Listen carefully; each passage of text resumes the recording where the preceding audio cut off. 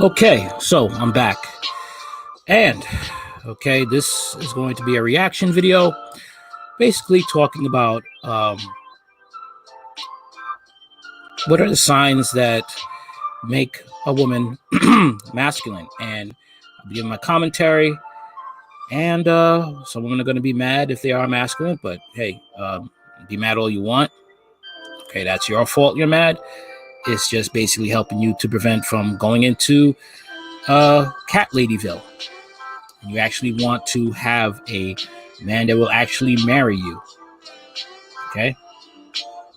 I don't hate women. Okay? Just pointing out things that, this is my content show, my channel, and I talk about red pill content as well as I talk about current events. So, that's it. You could always go to another channel. Hard Talk Radio. Let's get into it.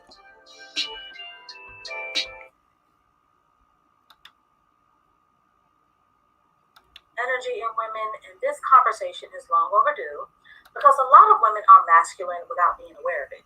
And a lot of women aren't aware of their masculine output until it's time to get a man, or to date, or to settle down, or they want a husband and they want to start a family, or they're tired of dating broke men.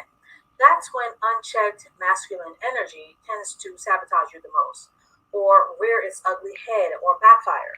Because masculine women repel masculine men, or even worse, women who are masculine tend to attract undesirable men, or no men at all.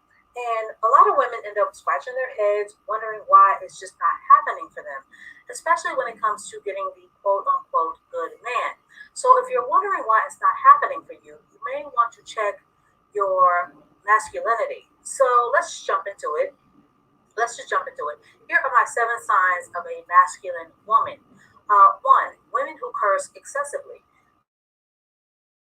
Ladies, a potty mouth is not attractive to men. And I'm not talking about a slip here and there. I'm talking about women who cuss like sailors.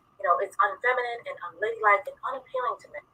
Yeah, it's not good. It's not good. I mean, it's very unattractive when a woman just blurts out curses and just swears like a sailor. It's really a turnoff. It may be, if a man is lusting after a woman and he wants to have sex with her, yeah, it's lust. That's it. It's a short-term thing. But for long-term, no, we don't. Men don't want that in a serious relationship. They don't. Okay, we don't. You could be one of the you'll be one of the guys, but that's the thing. You're just one of the guys with a vagina, and that's the difference. That's why you'll have a bunch of men, in the group that want to sleep with you, and they'll try to shoot their shot. And you'll be wondering, like, you'll be getting annoyed because you fit their type of narrative in their mind for one hit quit. Let's keep going. And it works against your femininity. And why work against yourself? Men see it as tasteless and as a sign that they can't take you around their friends or their family or their colleagues because you might embarrass them with your foul mouth. So excessive cursing is definitely considered masculine and a turn on for men because to them it's a femininity killer. Two, paying a man's bills. Women who pay men's bills are desperate and are women who are basically women who provide for men. I call them dust bunnies because they usually attract and hold on tight to dusty men. You got women like this, especially women who grew up without a father in the home, or women who have dominant personalities and they don't like hearing about gender roles. They want a man that they could pay their bills because they have a sense of control. Okay. I've known a woman like that, worked a good job, but she dated men that could be her clients. Okay. Paid their bills, and would give them money and pay their bills. And it was, and then when I asked her, why don't you find a man within your own lane? She says they're boring. So if you bring the bacon home, you fry it in the pan, you keep the lights on, all while having a man, you're a provider. And a woman who provides for a man is being a masculine woman. Three, the social justice warrior. And I know I'm going to get a lot of smoke for this, a lot of pushback, but this is a very common one with black women. Yeah, she worked in social work. Yeah. The SJW is just that, a warrior. A warrior is a fighter. She wants to fix the ills of society. That's another thing too. Also, the person, uh, also you see these people who act like this. They always want men say men and women are equals. Okay, in reality, they're not. They're to be respected, but we're not equals. There's gender roles for a reason. Men being the providers, women being the nurturers, and that's just how it is. That's just the God-given nature. That's just it. And usually, you have these women who want equality, egalitarian. Um, they don't like the fact when you say gender roles. Okay, and they usually are masculine women. She wants to take the system down. She's the ride or die until it backfires, until she's tired and worn out and depleted and unfeminine. The social justice warrior is the woman who sacrifices her femininity for rage, anger, and activism. The social justice warrior sacrifices her femininity to wear masculine shoes. Then, after all that fighting, she's exhausted. She realizes that her loyalty isn't being reciprocated. Ladies, being a warrior isn't feminine. I'm going to say that again. Being a warrior isn't feminine. Being a warrior is a man's job. It's a man's job to defend. It's a man's job to protect, especially in relationships. So, with that being said, the social justice warrior is a form of masculinity. Four, women who physically and verbally challenge men. Women who are not afraid to verbally confront men, women who threaten to beat up men, women who are willing to square up on men. Unless you're I had a friend once, and she, wanted to challenge me to a fight, and I just ignored her. Okay, and this is how some these masculine women are. They don't see, once again, they don't see gender roles. They like to fight sometimes. They want to try to put their hands on a man. Okay, until it goes south, then they realize they're not uh men, and that's when reality hits them in the face. These types of women are not attractive to men. They're just good for sex. And the fact of the matter is, being in a relationship with those types of women, a man will get tired of you quick, constantly having a power struggle, constantly have to fight, constantly challenge, being his manhood be challenged. He constantly has to debate you in certain things. Men don't want to do that, all the time. Like every time he comes to meet up his girlfriend, comes home to his wife, he has to wonder if he is going to be an MMA match or a battle of the minds. practicing self defense or it's an encounter that puts your life in danger where you've got to defend yourself, a woman should never be in a man's face or trying to lay hands on him. Challenging men or threatening to physically harm men is masculine. Five, women who neglect their appearance. It is very masculine to neglect your appearance because men are visual and they appreciate beauty. So when a woman feels more comfortable in masculine clothes, baggy clothes, she's just one of the boys. And when you're one of the boys, you're considered masculine to men. Feminine output has a lot to do with your appearance, from your hair to your feet. A man is always watching. A man is always taking mental note. Uh, is your hair touchable? Is your hair believable? Are your nails manicured? Are you wearing makeup to enhance your beauty?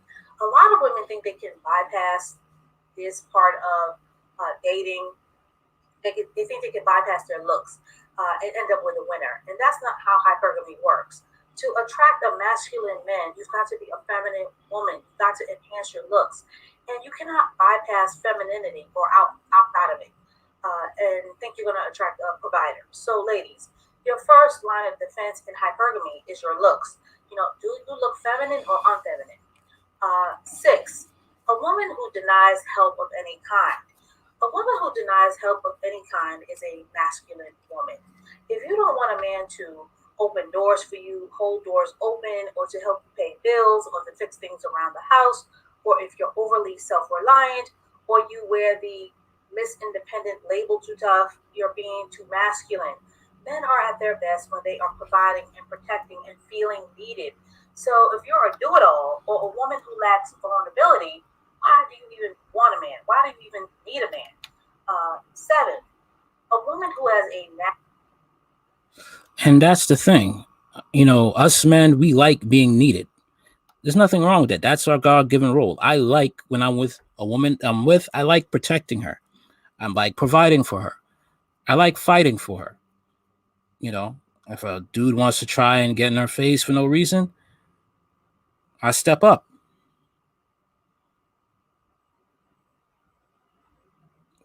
That's what us men do. We like opening doors for women. We like, cooking for women. We like doing those things. I like doing those things. You know, a woman.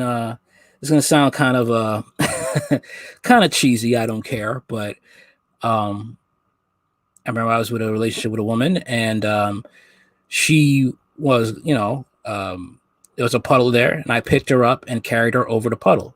We were in a relationship, so can't be a simp for that. Call me a simp, I don't give a damn. But that is, that's what we like doing. We like being needed as men. Okay, you don't like women, and I've been with a woman that I wanted to defend her, and she's told me to like, oh no, I don't like that. I don't like that. Masculine woman. Okay, us men don't like that. We don't like masculine women. Huge turn off. nasty attitude and defends her nasty attitude. A woman who has a nasty tone, a sour face, women who come off as bitter or salty or resentful. Listen, ladies, tone is everything when engaging with a man because men can detect nastiness. They can detect when you don't have respect for men. They can detect when you have animosity in your voice. And it actually kind of scares men because it shows men that your issues run deep than what they. Yes, we do not like women with attitudes. We do not like that. Okay, it's a turn off. It's aggravating, and eventually we will leave you because at first we're like okay because I've dealt with women who had attitude stuff, and then you talk to them, you find out they've been abused. They find out they had bad childhoods, and you try to understand them, but then after a while, it's just like what. I understand you have issues, but these are your issues. It's not your fault that it happened to you, but it is your fault that you don't take care of these issues and seek help. That's the issue. Once again, it's not your fault that it happened to you, but it is your fault that you don't take care of these issues and seek help.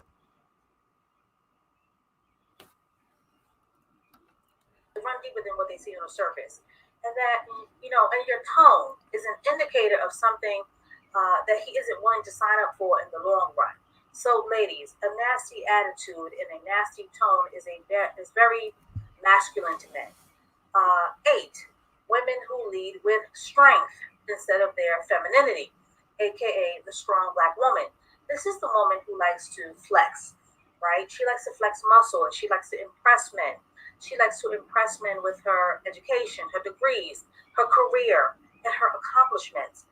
And a lot of women don't realize this.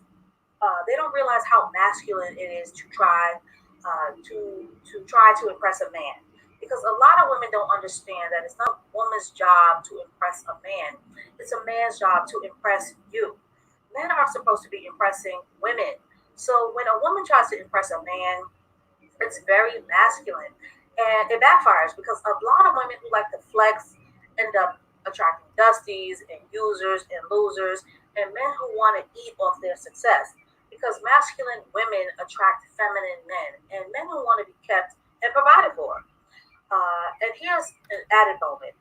I remember on the job, supervisor was telling me, "Oh, I got this woman. She got a house and everything in Virginia and all this stuff." And I was looking at him like, "You're acting like a female. Why are you okay? She has a house and stuff, but you're acting like You're acting like a female. What is the deal here?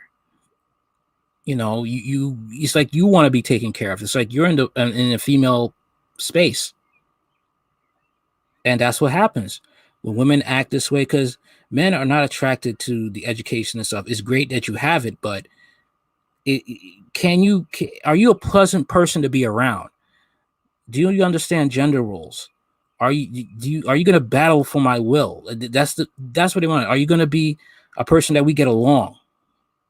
Are you a feminist? Do you want to try and rule over men? Okay. That's basically it. Are you a pleasant person to be around? Do we click together? Because I'm telling you right now, any woman that does you want to brag about that, the only thing good is going to end up is just you two screwing. That's it. Instead of what actually connects you guys together, conversation-wise. A woman who isn't willing to submit. Ladies, you can't be hypergamous if you don't understand what submission means.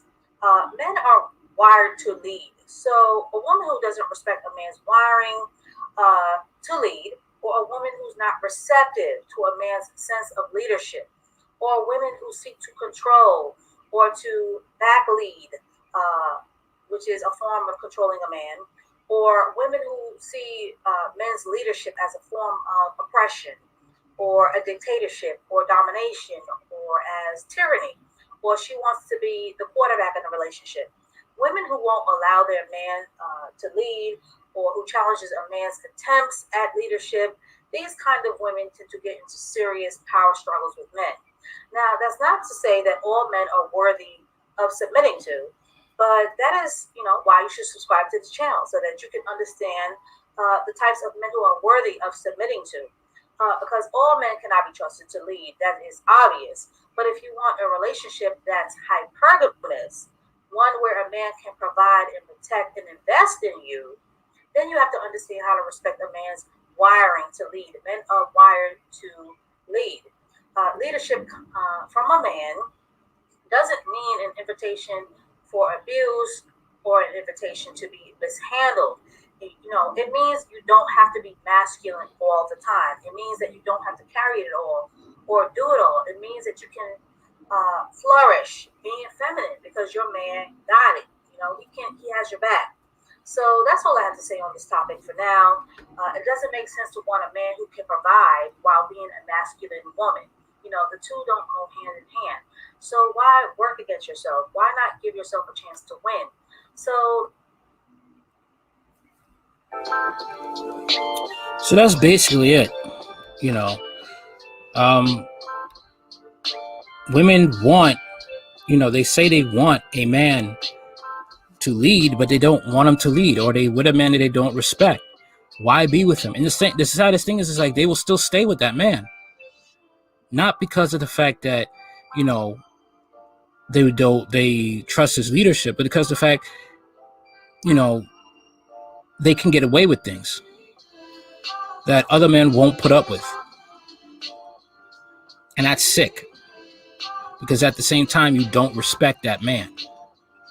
Unfortunately, a lot of women, because of the years and the years of gynocentric feminism, has brainwashed the black community and the U.S. as a whole. Very few women will listen to this woman's message, especially black women, because they see the power that they have and they're not willing to let it go, even if it's going to drive them into either being lesbians or being cat ladies, or just being women with children with different last names. All right. It's Hard Talk Radio. Like, share, comment, and subscribe. I'm on Anchor.fm. I'm on Spotify. I'm on Stitcher. Okay. I'm also on Twitter, TruthTeller99. I'm also on WordPress. I don't know if that's a website you guys could actually go on. Hard Talk Radio. You can check me out there too. All right. Soon to be back on Podbean shortly. Okay. Later.